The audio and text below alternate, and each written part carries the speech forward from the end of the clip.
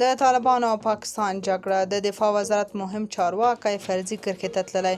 دا چې سرتیرو ته یې ساه امر کړی. نو جزئیات هم دلته وګورئ او چینل هم سبسکرایب کړئ.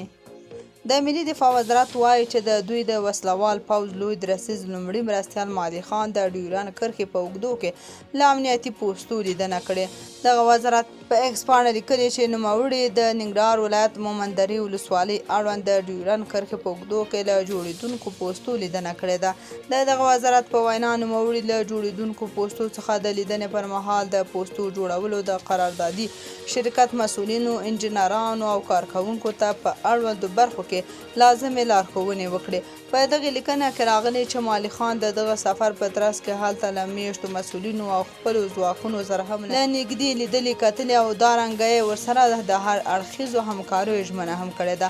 نوموړي په کرښه پراته سرتیرو ته امر کړی چې د هر راز برید ځواب په عاجل او غاښ ماتونکې بڼه ورکړي ترڅو بیا څوک پر افغان خاورې د برید هڅه ونه کړي.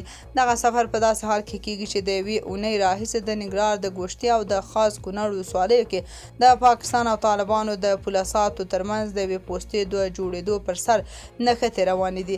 د سیمې اوسېدونکو ویلي وو چې له دې جګړې وروسته د دواړو ولسوالیو پر سرحدي کلیو د پاکستان له لوري توغندیز برید هم شوی و. د ډیورنډ کرښې په اوږدو کې په بېلابېلو سیمو کې په وار سره د طالبانو او پاکستاني پوځیانو ترمنځ نښتې کیږي چې کله یې لامل د کرښې په اوږدو کې د نوو پوستو د جوړولو پر سر وي او کله بیا لامل هم نه وي معلوم. تاسو په دې اړه څه نظر لرئ؟ کمنټ کې شریک او چینل هم سبسکرایب کړئ.